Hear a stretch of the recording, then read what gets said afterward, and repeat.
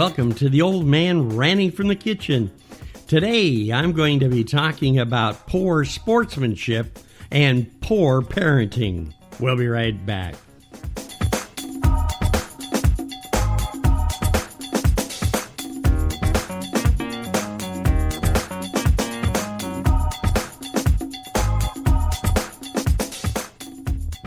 Welcome, everybody. This is the Old Man back in the kitchen, ranting and raving about community activities or what's in the news. Today is a rotten day, as far as I'm concerned, for parents. Now, I know this sounds strange. You're going to say, why would it be a bad day for parents? I want you to think about something called raising children, being role models. How does that work? Well, I always thought that when you raise your child, you want them to be respectful, you want them to understand the laws, and you want them to be a good citizen. And you want them to learn how people get along in this big world of ours. Well, you know, throughout the years, sports has always been and always will be a very popular, I guess, bit of our culture. I mean, you've got soccer, you've got basketball, we have baseball, football, just to name the major popular ones. And in those bits of culture, you have areas which all of these sports share. One of them is sportsmanship. Another one is producing idols for children. Believe it or not, yeah. There's a lot of athletic programs that have produced great people. People that have gone out of their way and become role models, become citizens in communities, and done some really fantastic things with their wealth. And then there's been those who are just not cut out to be in society unless they can go out and pound on somebody or flex their muscles or show how rich in fame and notoriety can go to your head and how you can become a failure in a few years down the road. Now, I'm not saying all the athletics are in this particular package, but I think we're seeing more and more of it. Well, just recently, the reason I'm ranting from the kitchen is because, first of all, I get really wound up when I hear on the news that a baseball player is going to play for 3 more years, ladies and gentlemen. He was a free agent this year, but we got him back for only $85 million on a 2-year contract. Well, of course the kids are going to be influenced about that. Those that are athletically inclined, what are they going to do? I'll tell you what they're going to do. They're going to take the attitude that I want to become a professional athlete.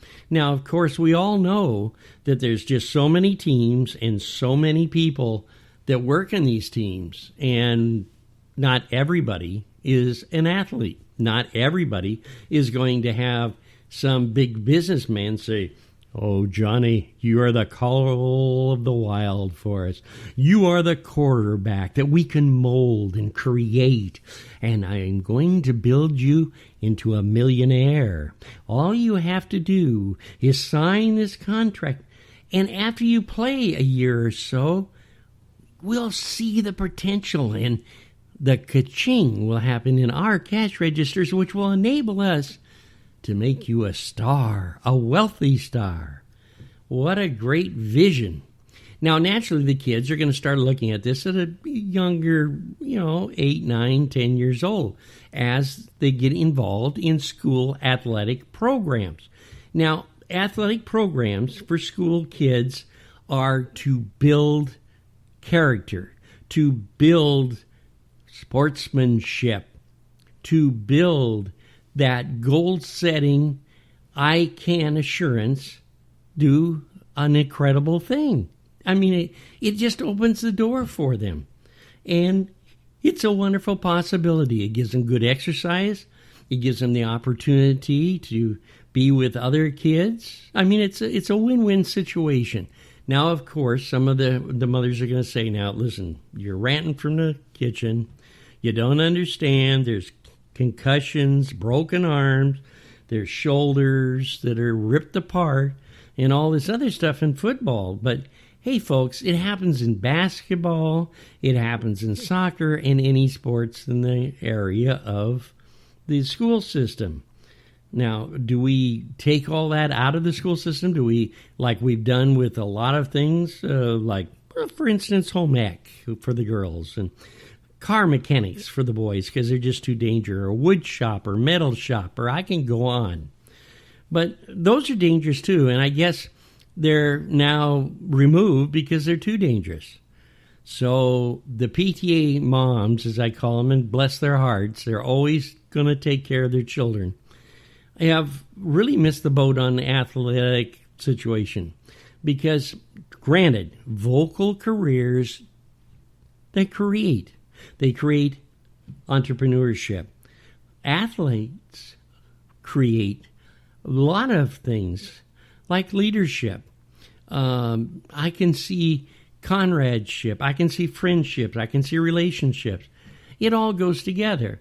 And there's always a chance that Johnny's going to come home with a bruise. I mean, he could get bruised simply by walking to school and tripping on a pebble or something. So let's put all that aside and let's hop on our imaginary bicycles and let's head to Orting, Washington. We're excited because it's the big football game. It's going to be the 8th grade Orting kids against the 8th and 9th graders Federal Way. So you've got 8th graders, some 9th, and you've got 2 schools.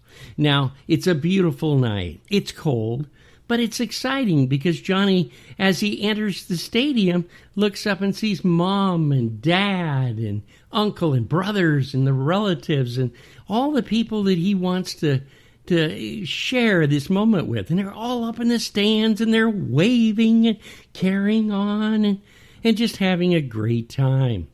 And then the kids get out onto the field and they get ready for the game. Now in Orting, it was a simple, great night for sure. Everybody was really into the mood to play football. The kids went out, started playing football. The game was going on. They were scoring. But somewhere between the game and the parents' enthusiasm, something went wrong. And from the stories that were on television, I guess what happened was that in the parents' minds, there was a couple of penalties and a couple of flags thrown out on the field and some yardage left. And I think the subconscious voices in some of these patients. Now, those are parents that just stay patient. I mean, even though they begin to think that the referee is against them. Okay, and the line judge is blind, and the place kicker, he had his shoes on backwards or something. But that's okay. Now, they kept their patience. They were parents. And then what happened subconsciously when the referee threw down a flag and made an announcement about a penalty, all these parents heard is simply Denied. That's right. And for some stupid reason that I still can't figure out, these parents, when they heard that not what was going on in the field, the word denied. They're denying my kid to be a champion on the gridiron from some technicality that some clown with a flag supposedly saw. They all start acting like, kids in clowns right there. Now, one of the gentlemen whose son was playing the game, when he started seeing the crowd getting ugly, and they got ugly, he rips out his cell phone, flips it on to video, and takes 25 seconds of the most earth-shaking video that any parent should not see. And that's parents jumping out of their seats, running down the aisles, vaulting over the fences, and starting a fist fight with each other while they're trying to catch up with the referee who is just simply calling a play because now their Johnny was being denied the victory. So they were going to pound the staff into the ground. I mean, doesn't that sound simple to you? And I'm so pleased to tell you that none of the kids were hurt and none of the kids participated.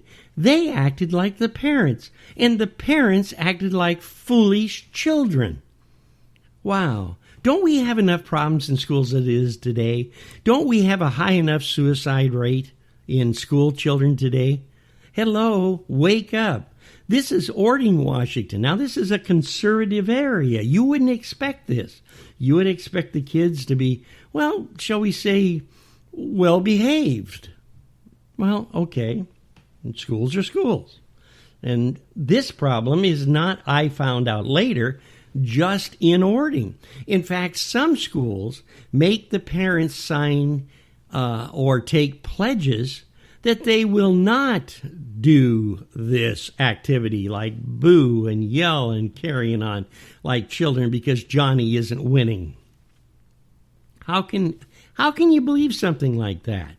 How can you really, as a parent who has raised children, sit down and watch this and see it happening and so abundantly in not just one area, not in the poor side of the town or the rich side of town or any of that other stuff that we've heard for years and years and years. This is happening in all the communities. I'm not sure how you feel about it, but it really upsets me when at a football game, the police department has to be called in because approximately 16 of the parents may be charged with assault. Now, I realize some of them had a little bit of a, bloody nose and maybe a cut or a scratch or a bruise, which should not have occurred at all. But now our children get to watch the police department having to figure out what they're going to do. The prosecutor sitting down at his desk now, muddling through all of this, saying to himself, I can't believe a football game with 8th graders and 9th graders could end up to be a criminal offense and a miniature riot.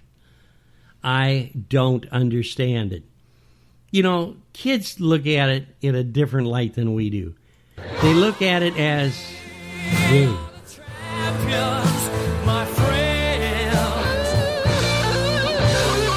they are the champions. And that's the way they should be. They should be proud that they have parents that care. They should be proud and look up to the parents. The parents have to be role models because little Johnny is going to be someday the gentleman that maybe is the entrepreneur that builds a product that works for a solution for the need of commerce. Maybe little Johnny is going to be a politician, a statesman, an entrepreneur, as I've mentioned before.